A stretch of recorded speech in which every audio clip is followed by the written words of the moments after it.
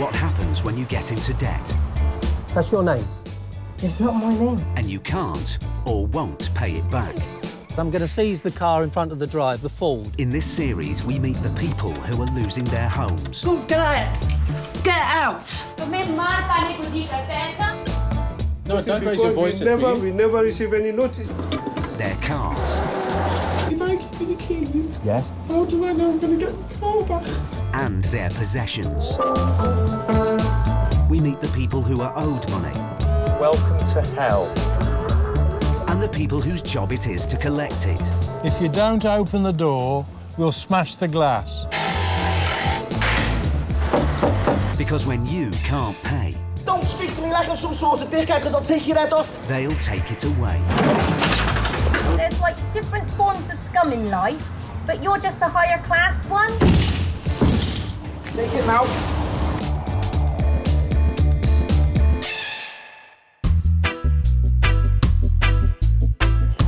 The number of tenants falling behind on their rent has more than doubled, according to a leading debt charity. The Money Advice Trust says that over half of all the calls they receive are about rent arrears, and that missed payments are now the fastest growing debt problem in the UK.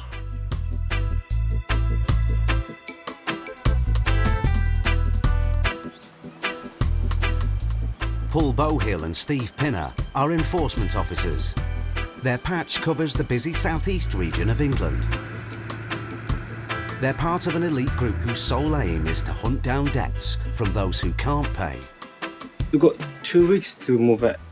There is no notice given. And those who won't pay. And the law never said this one. Even if it's this a law, this is cruel law. The law is the law and we're here to enforce it.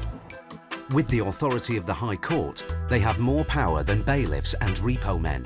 Not only can they take your possessions, they can also evict you from your house if you don't pay on time. Contact me if there's a problem. Won't be a problem. The first indication to them that there's a problem is when we knock on the door. Until then, the situation has been letters which they can ignore and lie unopened on the post shelf, if you like, or they don't take the phone calls. So they think it's all gone away until we turn up. It's late afternoon in the week before Christmas. Paul and Steve are on their way to repossess a house in London's East End. They're evicting a family from their rented home after they ignored the end of their lease. That was 6 months ago. What's more, they still owe over £3,000 in rent. Oh, it looks grey, it looks like rain. But with Paul and Steve's arrival, their time is definitely up. I don't know, it looks quite nice over here, look. Nice little dolls' houses. Oh, it's this one in the corner. I remember looking on Google Earth and there's someone in. The sheriff's aim is to get them out in 2 hours, but sometimes it's not that straightforward. Someone in the kitchen. Somebody coming. Hi, is this your name? No. Well, the situation is that we have come to repossess the property. How come? So you have to go. You can't. They just went to the house. The man is a relative of the female tenant on the writ. She's not at home. We have a repossession to take the property back today. I don't know why you're saying coming with a letter saying that we need to move. Yes. No one being to court telling us everything. For our visit today, Yeah? you would not be told. For your visit? Yeah, you would not be told but about we us. didn't even have a letter saying that we need to leave. We were talking like, didn't give a date when we gotta leave, so it doesn't make sense to me, you know? The eviction is not easy. It says here nobody turned up at the county court. You can't take nobody turn up. Yeah. We really didn't even have a letter. That's what I'm saying. But there's two or three sets of paperwork served. The county court post out a letter and the landlord serves a notice, and you're saying you've never heard anything at all about it. So all these landlords are obviously lying and the county court's not sending the notices out, or, and I heaven forbid this thought, that the tenant could be lying and they have had the notices and they've chosen to ignore it. I know that sounds really unlikely, but I am led to believe that possibility could be the case. As High Court enforcement officers, Paul and Steve can break into the property, but they're choosing negotiation over brute force. With the man denying all knowledge of the eviction, they're hoping the landlord's agents can help them out. Why are they being evicted? Is it rent arrears or something? Is it an end of term tenancy then? They've come to the end of the tenancy? For enforcement officers, time is money, and they want to get the family out before nightfall. Thanks very much. I'd never have believed that. They were served the eviction notice 6 months ago. And the agents have been in constant contact with them, and they've just refused to go. Oh, it's just amazing. Armed with more information, Paul decides to apply more pressure on the tenants. I've just spoken to the agent. He said the end of tenancy notices was served 6 months ago. So they gave you 2 months, or gave the lady 2 months' notice 6 months ago. So she should have moved out 4 months ago. We're going to have to leave today. We get a kid living here, you're telling us where we're going to go? How many children are here? Yeah. 2 children. How old is the smaller one?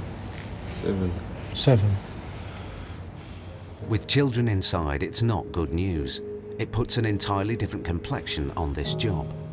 When there's children involved, it's more distressing because the children absolutely have no idea what we are. We're just coming in and taking them out of their home.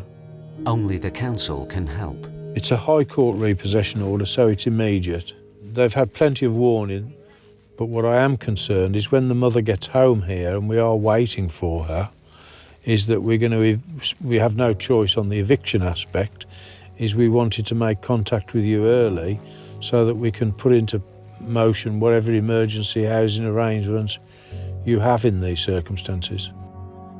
Minutes later, Steve returns to the house.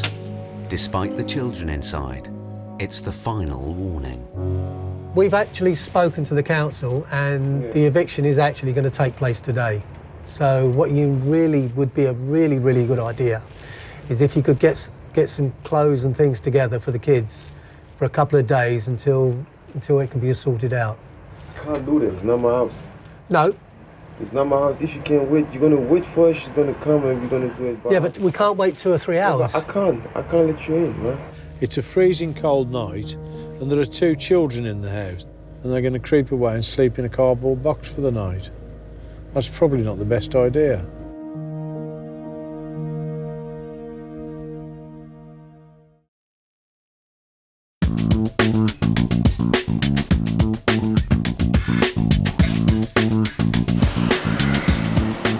It's early evening in the week before Christmas.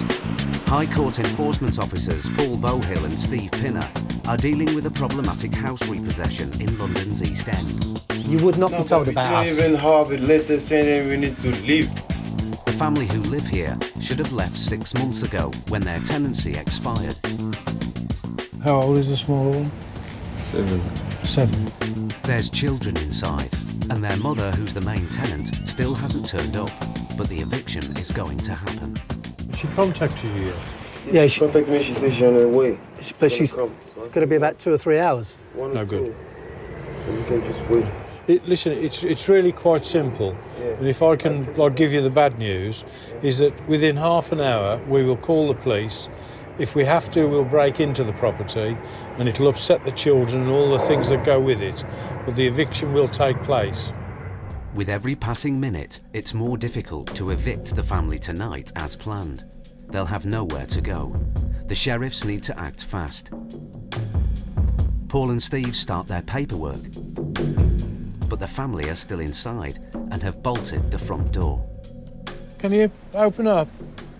Could you open the door for us, please? Pardon? Yeah, great. That's great. What's he say? He's called the police. That's good. We don't have a problem with that. Paul calls the relatives' bluff and phones the police himself.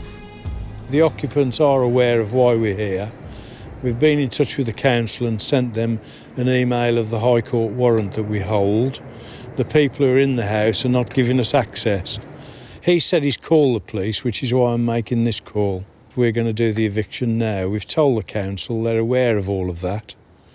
and they're going to sort out emergency accommodation for them. So we've done as much as we want to do, and we just want to be packed up and gone.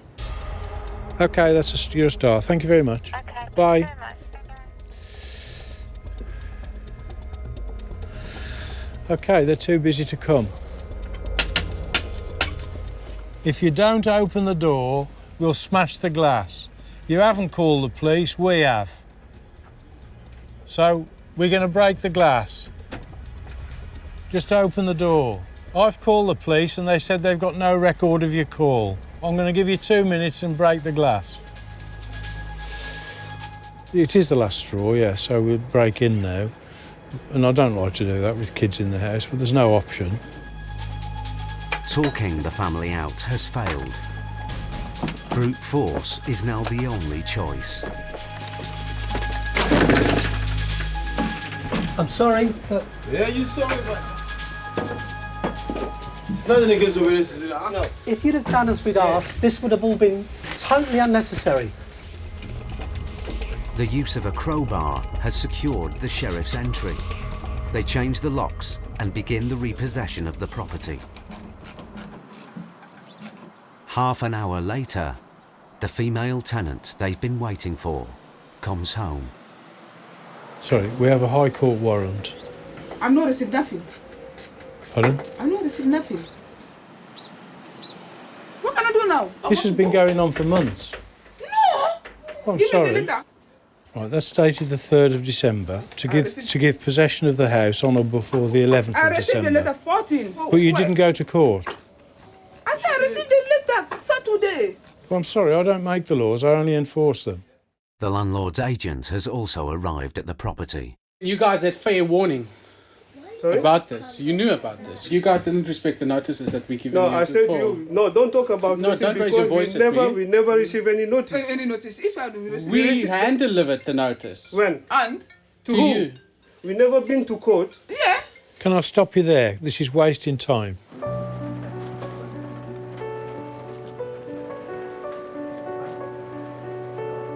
With the mounting pressure to leave, the tenants give in.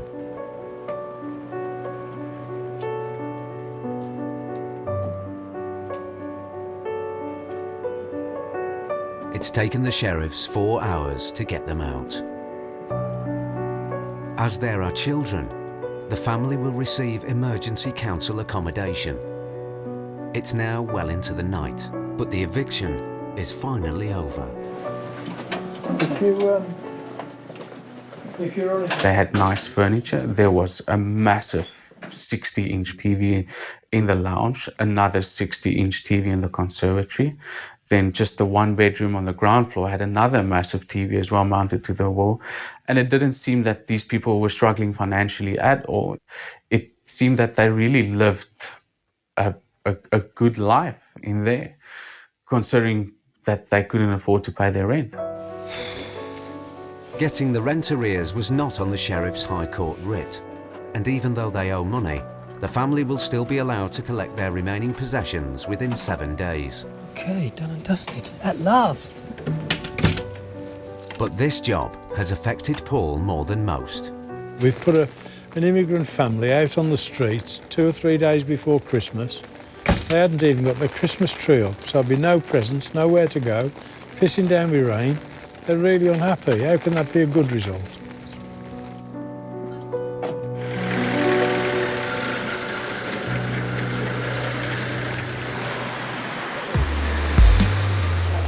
An estimated 7 million people use high-cost credit in order to cover income shortfalls or meet unexpected expenditures. Many low-income households have no savings, borrowing against their assets to cope. As more and more people get into debt, it's not just homes that are at risk of repossession. Our cars are valuable targets too, and they're even easier to seize. Mike Allenby and Terry Jones are the men who repossess your motor when the finance company want their money back. Got a few repos. Anybody's looked at already? Got a couple of new ones in Liverpool. Yeah? Yeah. They reclaim cars across the northwest of England. When times are good, they recover up to 6 motors a day, 6 days a week. good chance this will be here now, Liz. Yeah. I reckon. This morning, they're en route to repossess a people carrier that's been used as security on a loan. The debtor has missed repayments and is now hundreds of pounds in arrears. The difficulty with these sort of jobs, especially when the asset is a vehicle, the vehicle is used every day. Yeah. They've got to work like everybody else, so you've only got like a window of opportunity, haven't you? Yeah. A lot of people work during the day. They get up early and they go to work in the car. So obviously we have to get up before they do, get to the property, try and find the car before they head off. Hey? There it is. That's it.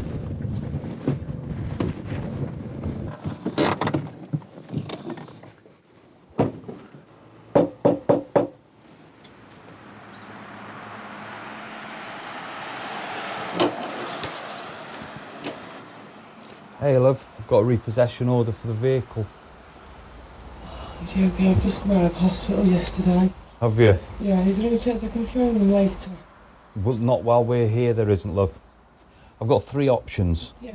You can either make a payment, which if you knocked on my door this time in the morning, I couldn't do. Yeah. 2, I can take the car and put it in our pound and give you a couple of days to sort it out. Or if you refuse to, I've just got to take the car down. Oh, I need my car to take the kids to school. I've been in hospital for the past month and came out yesterday. The only money I've got on me is £20 cash. No. So what am I going to do? It's 7 o'clock in the morning. If there was any other way I could help you, I would, though. Right, if I give you the keys, Yes? say something, how do I know I'm going to get my car back? I understand, love. I understand. If you give us the keys, I'll find out what the outstanding is and I'll put my contact details on it so you have a point of contact and a face you know. Come in a minute. No, I can... I tell you what, if my colleague can come in with me, I will come in. It's not common practice to do that, but she was in a distressed state. We needed to make sure that she was okay. Are you okay? Yeah, I'm fine. It's all right. We've got kids ourselves still. Calm down, love. It's okay. It says repo, but it means if you said to me now, Mike, here's £500, go away, I'd be gone. There is... I'll definitely get your car back. I promise I'll bring your car back, though. Okay? This particular time there was small children, 2 babies, in the other room. She said, do you mind if I go and feed the babies? She got the bottles and she went and fed the babies. It's not a problem at all. You know, not there to be horrible.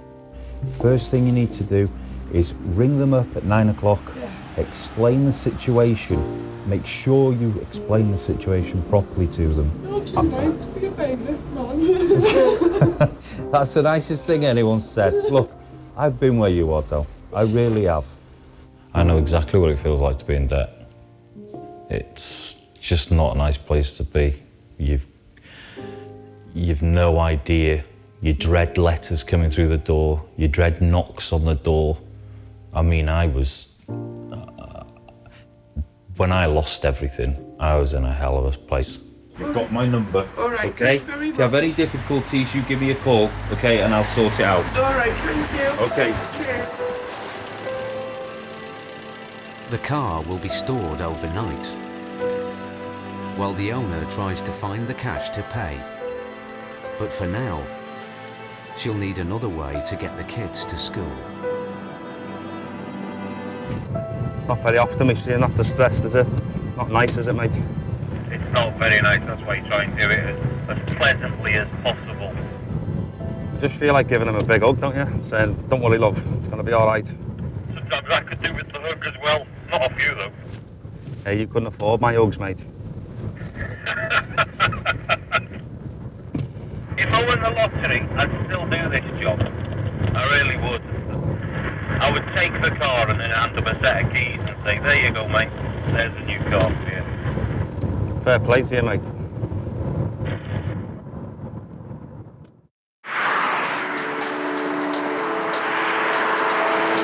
It's the following day. The owner of the car hasn't called. I was hoping to take the vehicle back, but the instruction from the finance company is that it's got to go to auction. Of course I'd have preferred to take the car back to her, but at the end of the day, our job is to find the assets that people are putting up for loans and resolving the situation. In a few days it will go under the auction hammer. Unless the owner acts fast, it'll be the last she sees of it.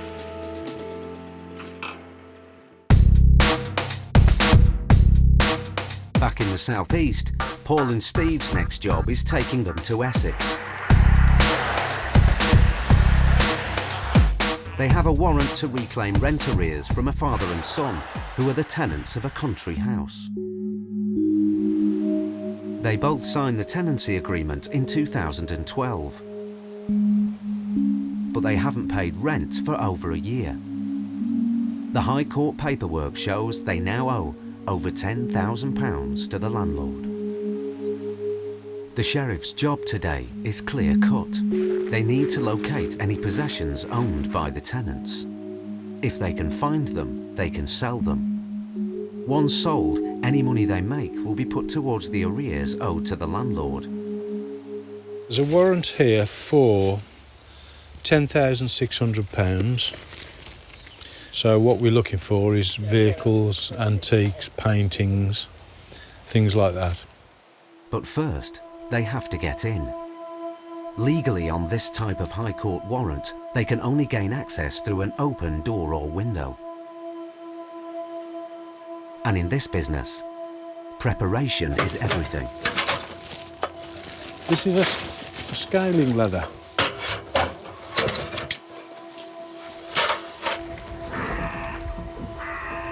There you go, open window.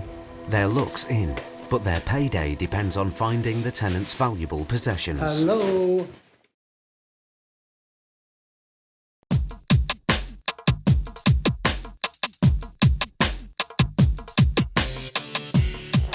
Figures based on court proceedings have revealed the extent of England's housing crisis.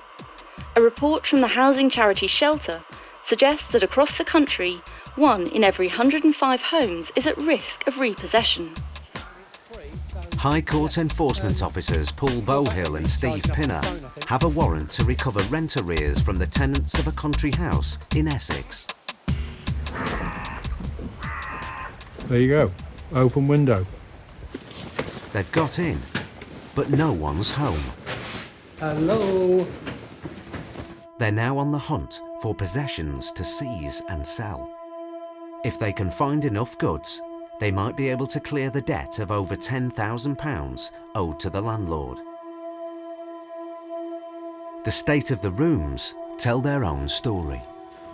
The beds are all stripped, bits are broken down. They've moved out, haven't they? There are signs of bits and pieces, but I don't know if this was to ward us off or not, but... You did say in Essex there were people with guns and things. With such a large property to hide valuables, Paul and Steve are having to search every square inch of the building. If they can't find what they're looking for, they won't earn a penny from this trip. The way that we make money from this job is purely we paid a commission on the sums of money that we recover.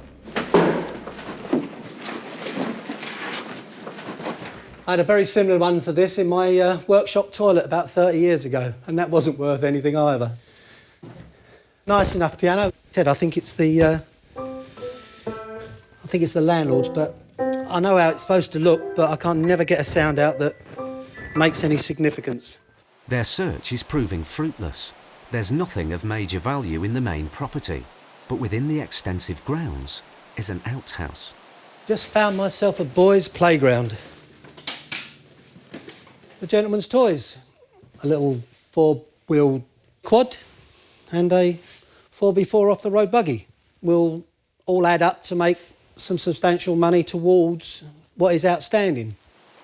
The boys' toys are loaded into the van, but their value won't scratch the surface of the arrears. Hang on a second. Minor adjustments. Big adjustments. There's nothing here of anything like the value to produce a response for the landlord's debt. Don't want a trampoline, do you? No. This has not been a good day.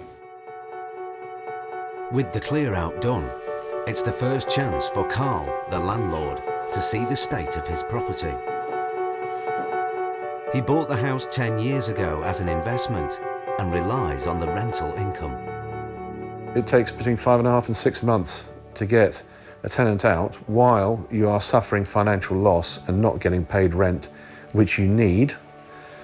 And therefore you have to borrow money yourself to tide you over this period.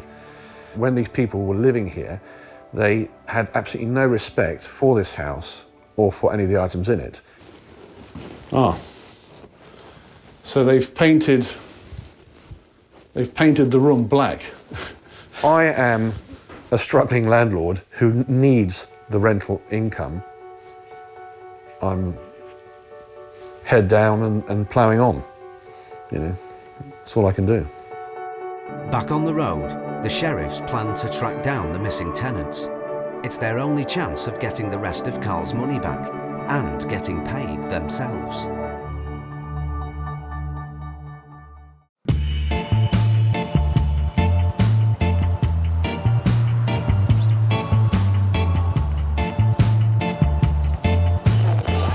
The Samaritans have seen a marked increase in the number of calls answered from men about financial worries. Their survey says that 1 in 6 men who called the organisation last year had money problems. That's up 7% on the figures for 2012.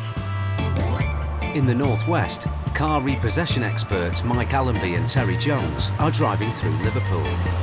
They're attempting to recover an expensive motor. It's a Jaguar X-Type. A brand new one has a list price of over £30,000. But no matter how high spec your car, the same rules of repossession apply. If you don't pay, Mike and Terry can take it away. Most expensive car we've repossessed, I would say a Bentley Continental, Aston Martin, Maserati. The Jag has a return of goods order on it. It means the owner has defaulted on his repayments and the finance company wants it back. For once, the address they've been given has come up trumps straight away. This hasn't moved for a while, has it? No, it hasn't moved for about a year. Rubbish around the wheels, the cobwebs on the handles, the inside of the car, it's just not moved for any length of time at all. It's a common situation. Expensive motors mean expensive repairs, and some owners simply give up. It's a catch-22. They can't afford to fix the car, or they can't afford to make the payments. And if it's a bit of both, then the best thing to do is phone up the finance company and explain the situation.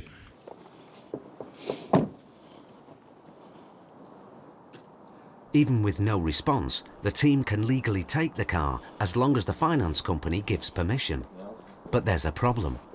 Oh, hi Trace. We've got the Jaguar, but some of these X-Types are all-wheel drive, and we can't tow it if it's all-wheel drive. Not even on a suspended lift, so we'll have to get recovery out. Because if we try and tow it, it'll damage the gearbox. Mike knocks again. He's convinced someone's home. There's somebody in, because there's a little dog barking now. I just find it strange that the dog shuts up every now and then. People go to all sorts of lengths to avoid the debts. I mean, I've had people that pretend they're not in, and you can sit outside the house, and I've sat there for hours on end, and then the next thing, all of a sudden, somebody will come to the door and then 5 people will walk out of the house. I've had people hide their cars in neighbours' garages. It's unbelievable the lengths people will go to avoid confronting their debts. The plan to repossess the car rests on the arrival of a low loader. The team believe it will force the person hiding in the property to come out, so the job can be wrapped up. If they come to the door, they give us the keys, we just got here and gone. Because the last thing you want to do is cause anybody an embarrassment or anything like that. An hour and a half later, the low loader turns up. Sure enough, someone appears at the front door. Paperwork. You can sign for it. Is that okay? Yeah, of course it's okay. It's your stuff, mate. Yeah, not an issue at all. Take out whatever you need. I've got the son of this client to answer the door now. He's quite happy for us to take the vehicle. He's aware of the situation, so he's just asked if he can empty the car. All right, mate. Cheers. Thanks for your help. It's all right. This has been moved for a while. One down, 59 to go. The Jag was later taken to auction to be sold. Back in London, Paul Bohill and Steve Pinner are hunting for some of the dozens of debtors facing High Court writs and warrants. Where is he? I don't know, I think he's on holiday somewhere. I just live upstairs and I just did a cleaning. You sure you're not Mr. Hibbon? But there's one case they can't let go. They're still after the tenants from the Essex mansion. The debt has now risen to over £12,000 with added High Court fees. Well, it's as bad as it gets, really. The father is in prison, convicted of fraud and obtaining property by deception. He's been jailed for 3 years. But his son is also named on the warrant. He's now the sheriff's only hope of recovering the money and getting paid. Tracking him down is proving difficult. Hello?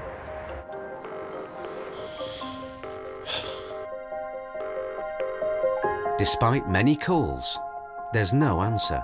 But Paul thinks he knows why. He's hoping a different phone with a different number will do the trick.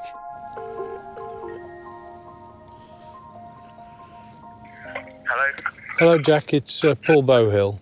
Hello, fella. Is there any possibility of you coming up to the house now? I can't do today. Give me a call later this week, but yeah, certainly I'll come up on Monday. Okay, that's lovely. Thanks very much. Take care. Bye. Sounds quite chipper, doesn't he? Doesn't know what's waiting for him, though, because I intend to serve him with a statutory demand, which is a forerunner to bankruptcy in this case, to say, well, if you don't pay the £12,000 you owe the landlord in this case, we intend to bankrupt you. It's been a month since their initial visit to Essex, and the sheriffs are heading back for their first encounter with the son. But it's not just Paul and Steve who are after him. The landlord's called the police. Pleased to meet you. Pleased to meet you. Pleased to meet you, sir. We are going to effect an arrest of the gentleman. Okay. Take him to Braintree Police Station. Right. To answer an allegation of alleged theft from the premises, Right. which has been received by the owner. So we really need to serve our papers before they serve theirs. Can you get him out of the van? Yeah. The son is on site, holed up in a neighbour's house. The police are keeping the driveway covered in case he makes a run for it.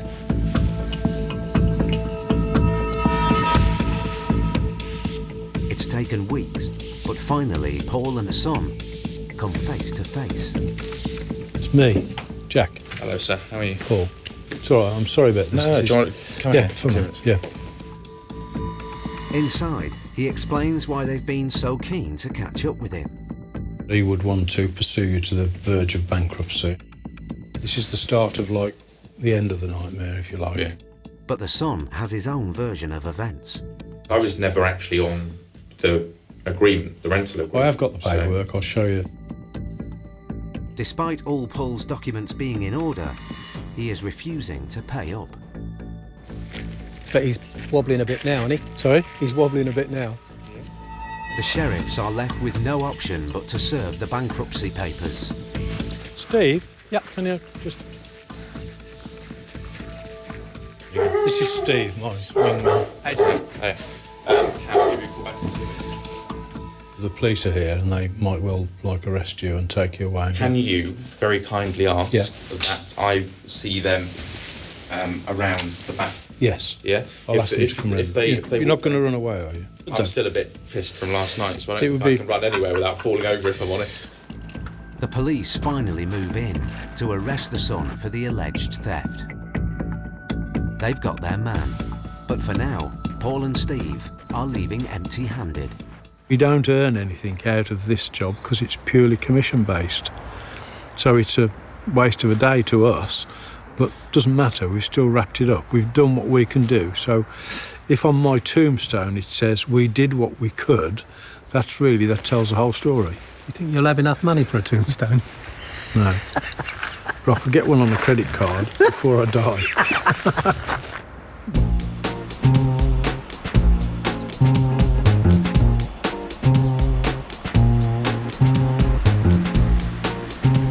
It's another day, and Paul and Steve are swapping the city streets of London for Somerset. It's a long way from their usual patch, but 3 jobs have come up in the same town. Heading off to the west in the sunshine. Well, maybe not the sunshine, but still heading west. Getting results for all 3 could make it a big payday. Happy days. But they've no idea if the gamble will be worth it.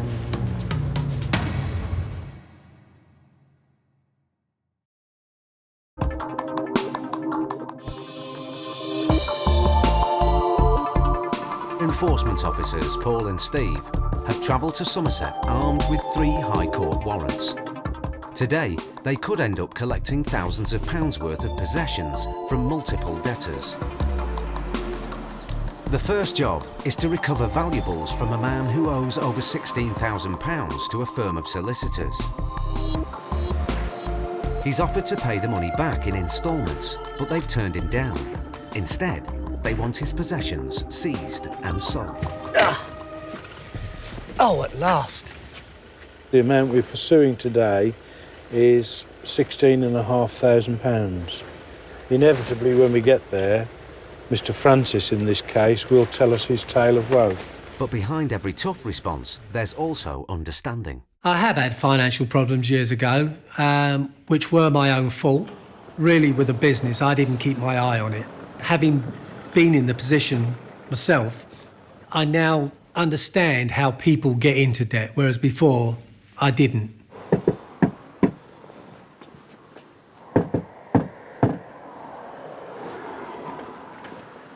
On occasion like this, we won't actually leave a letter because it might spook them. We'll just come back later. A car is parked on the driveway. If it's the debtors, Paul and Steve can seize and sell it. I've photographed the car. You have? Yeah. I mean, that car's probably worth less than £1,000, so yeah. It's not going to knock the spots off this. So we'll come back. Okay. With over £16,000 to recover, the sheriffs need to talk to the debtor and find some substantial assets. Otherwise, they'll face another day without pay. While they wait, they have other debts to chase in the local area.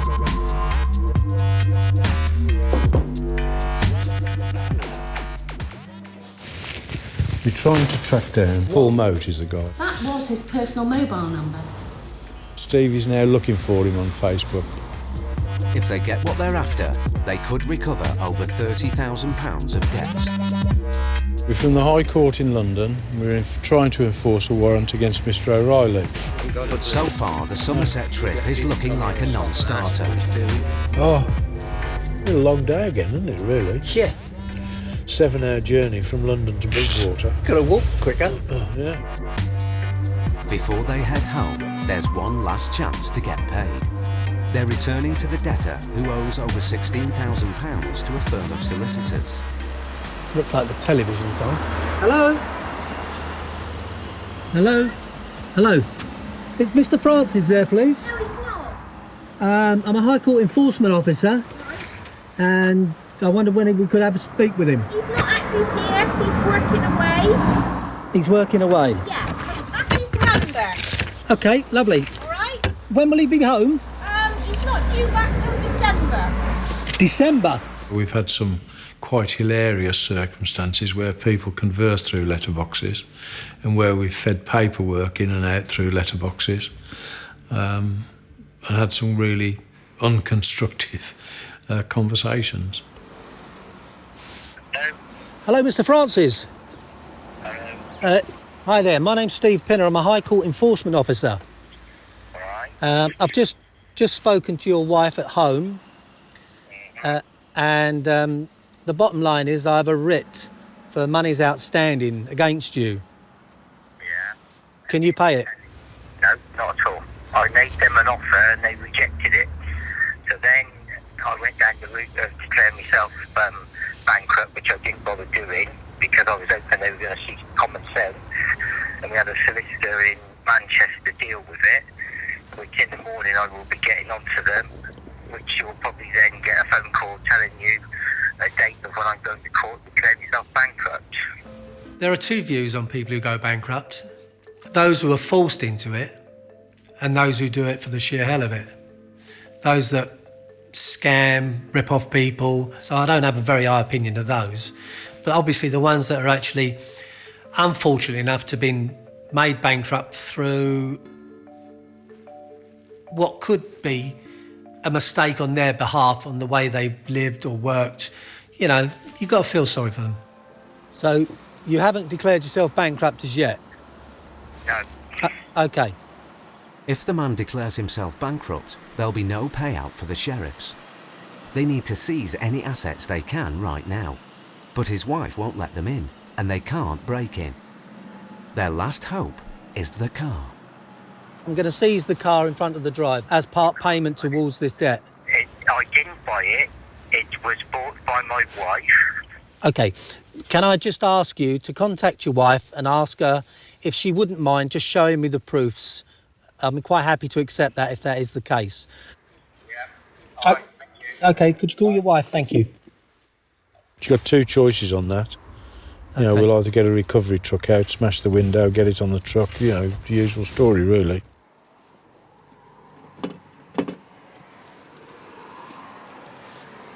You enjoy your job? It's a job I do. Yeah. And do you sleep well at night? OK. Yeah. This is a piece of paper. It says that car belongs to me. Any good or no? OK. All right. I do understand that your husband has spoken to the solicitors, but you must understand from our point that it's obviously been through the courts and they decided in their wisdom against your husband.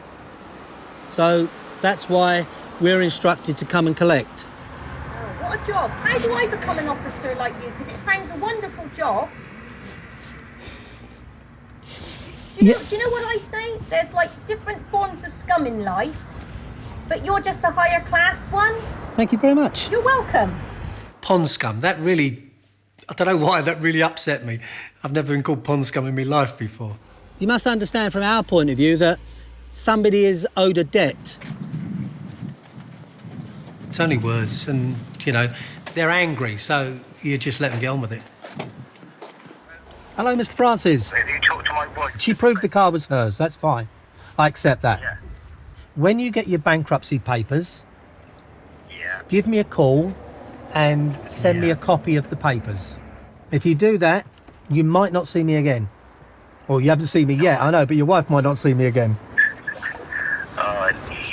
So, do we agree on that? Yeah. All right, then. Thank you very much for the call. Thanks. Bye.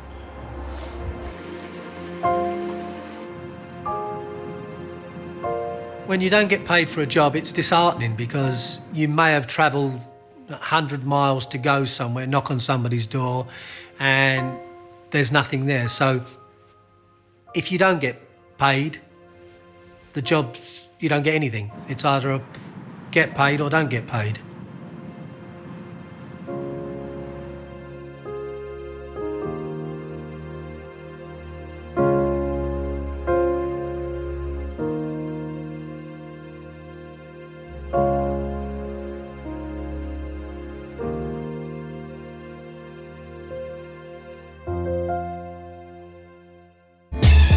Next time. In London, Paul and Steve repossess a flat. But there's a big shock for the landlord. Welcome to hell. A single mum loses her home but won't accept the consequences. No! Is it possible? And when the sheriffs come calling, a taxi driver claims they've got the wrong man. This is keys. I'm not gonna give the key. Why should we give the key? You got a problem with, not with me, you got it with Ashraf.